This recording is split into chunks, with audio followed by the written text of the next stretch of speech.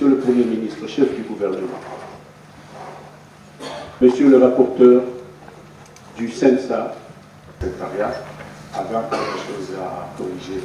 Demain, nous allons nous retrouver pour finaliser, mais on va envoyer cela. La relation du processus électoral de la République nationale et internationale, de l'Union africaine, de la République sud-africaine, de la SADC. Prenons acte de la clôture de l'opération d'enrôlement des électeurs dans 24 provinces et sa poursuite dans celles de Kasaï et Kasaï central, comme dans les territoires de Kamiji et Lulu dans la province de la Lomanie. Avons noté avec satisfaction l'engouement de la population à se faire enrôler jusqu'à hauteur de plus de 42 millions d'électeurs enregistrés à ce jour. 3. Exhortons la CENI et les gouvernements, chacun à ce qui les concerne, à accorder le bénéfice de l'urgence au parachèvement de cette opération dans les dites provinces pour que le fichier électoral soit dûment constitué. 4. Recommandons à la CENI, en ce qui concerne l'élection présidentielle, de lancer l'opération d'identification et l'enrôlement des Congolais de l'étranger. 5.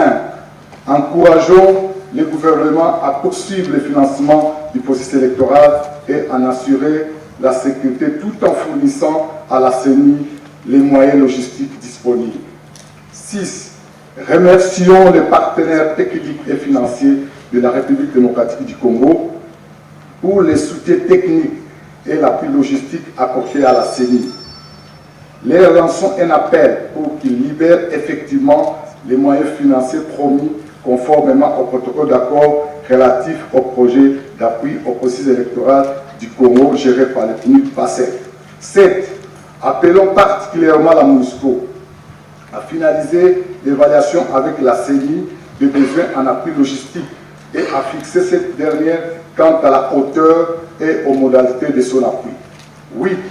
Recommandons au Parlement de donner priorité d'une part à l'examen et l'adoption de la loi électorale ainsi que son annexe portant répartition des sièges et d'autre part d'examiner en urgence la loi organique portant organisation et fonctionnement du Conseil national de suivi de l'accord et du processus électoral CENSA. 9. Rappelons l'engagement du gouvernement à trouver avec les concours du Conseil supérieur de la magistrature des solutions idoines en perspective de la gestion des contentieux électoraux. 10. Exhortons les chefs coutumiers, les confessions religieuses, la société civile, le parti politique signateur ou non de l'accord du 31 décembre 2016 à vulgariser et à l'appliquer. 11.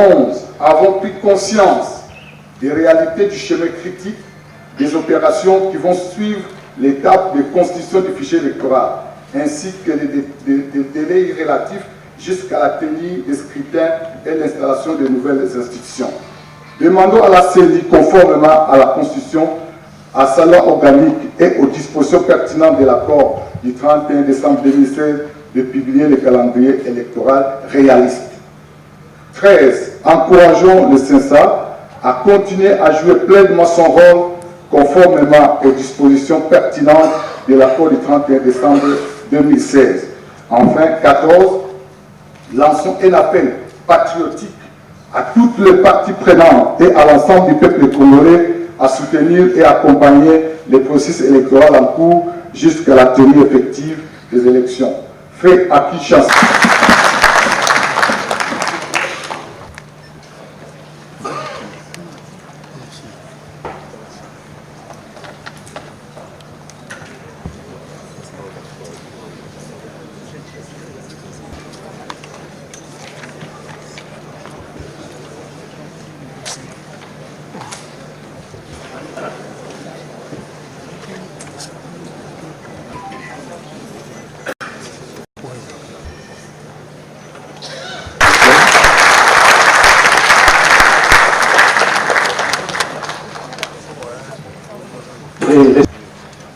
Honorables députés, Monsieur le Président du Conseil national,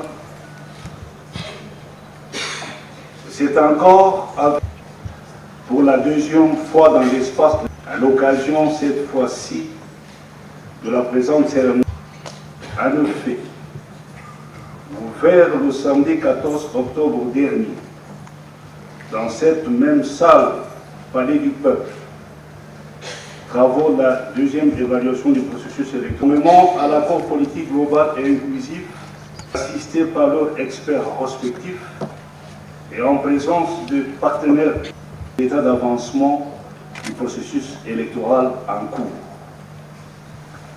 Les participants ont travaillé avec assiduité, rigueur intellectuelle et dévouement pour identifier le progrès déjà réalisé et les activités qui restent encore à accomplir sur le chemin qui mène notre peuple vers les élections crédibles, transparentes et apaisées.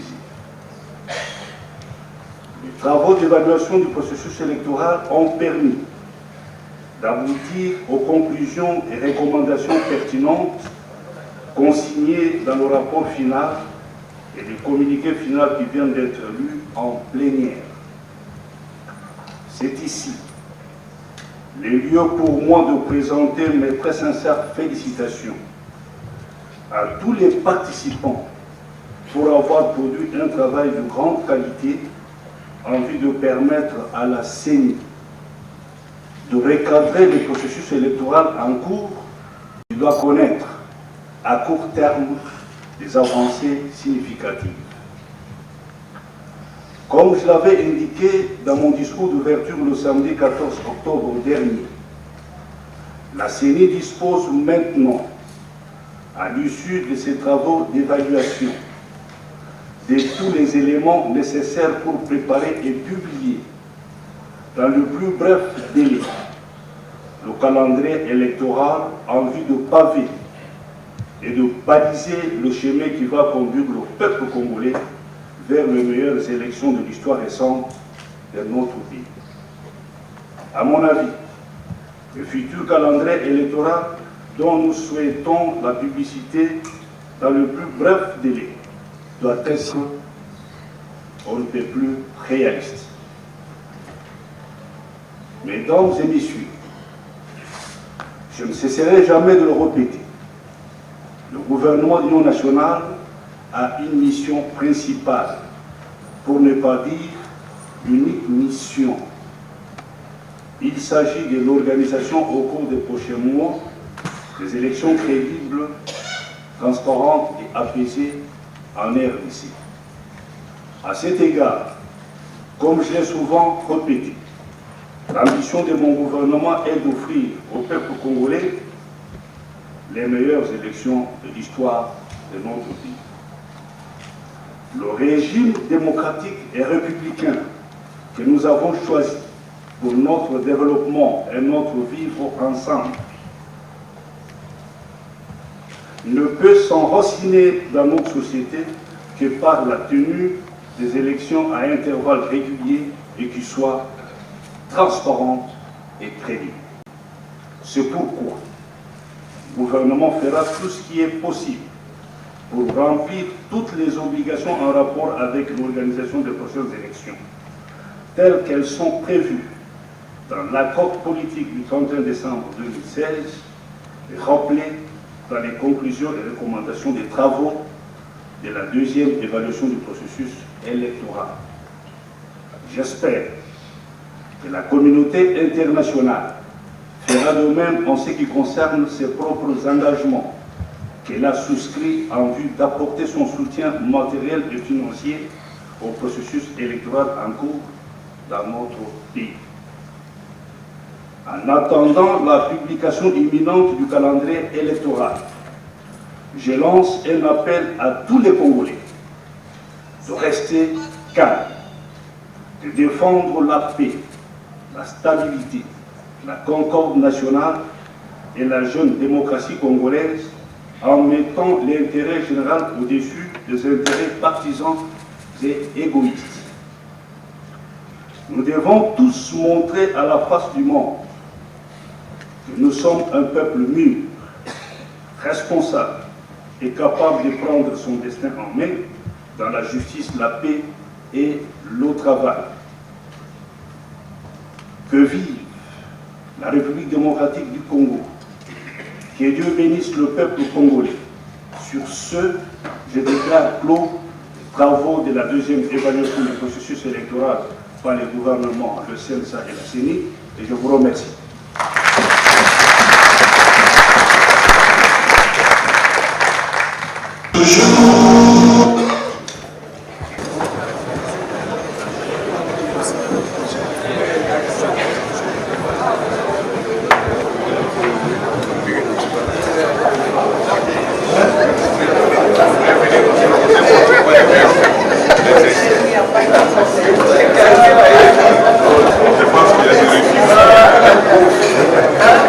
Nous avons d'abord compté sur nous-mêmes.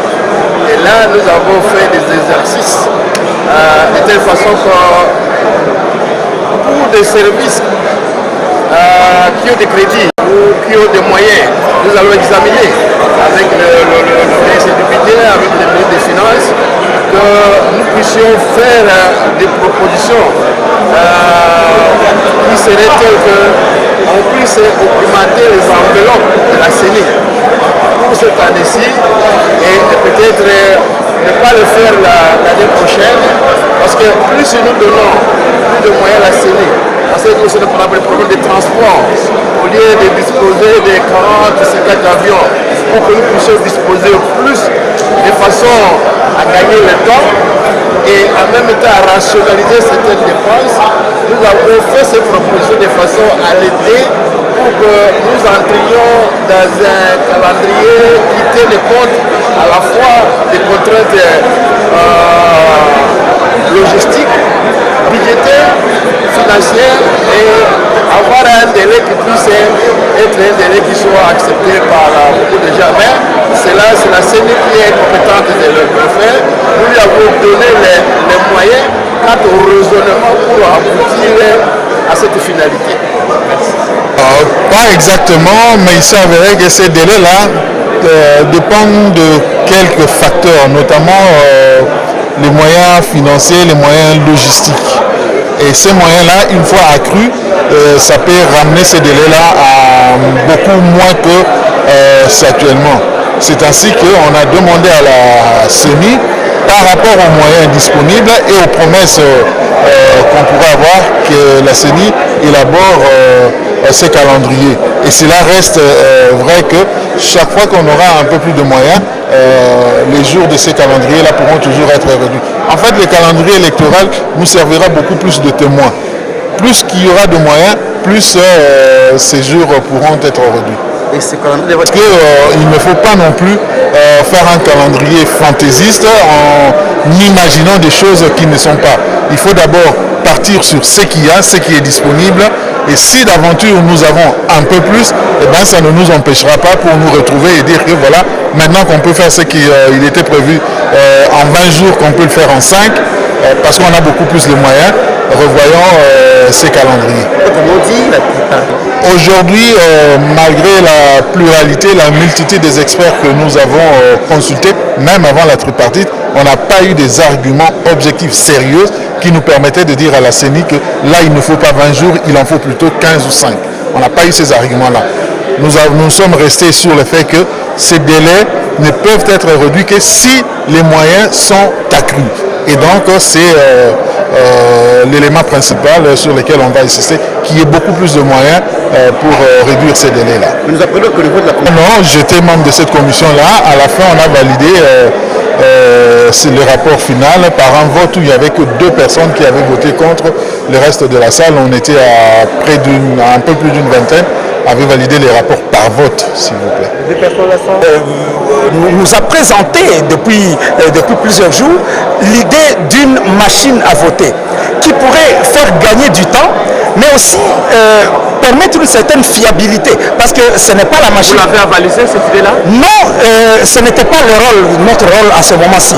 Notre rôle était d'écouter les propositions qui sont faites, de les mettre justement à la disposition de ceux qui doivent décider, parce qu'il faut encore que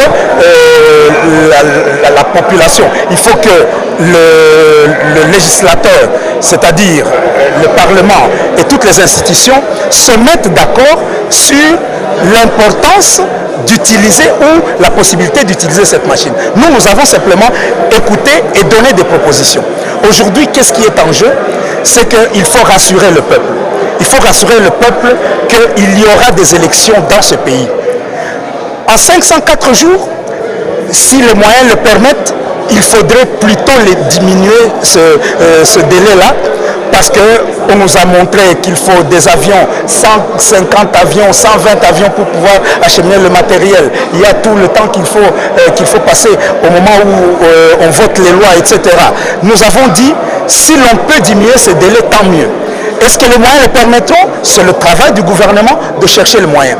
Une autre question qui a été mise sur le tapis, c'est l'aide de la communauté internationale. Chaque jour, nous entendons des gens critiquer notre pays, dire qu'ils sont nos amis, mais lorsqu'on leur demande que maintenant ils mettent la main à la pâte pour pouvoir aider la CENI à pouvoir aller de l'avant, eh bien, nous ne voyons rien venir.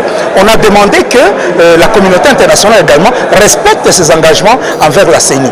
Mais nous avons recommandé à la CENI de pouvoir communiquer suffisamment, de pouvoir sensibiliser les gens, de pouvoir dire, parce que certaines choses, certains croyaient découvrir des choses qui en réalité étaient déjà connues pendant le temps où on discutait à la Cité de l'Union africaine et à l'accord de la Saint-Sylvestre. Nous avons demandé également que les hommes politiques de notre pays, surtout les signataires de l'accord, respectent leurs engagements. Parce que beaucoup d'entre eux, aujourd'hui, semblent jouer au pyromane, n'est-ce pas?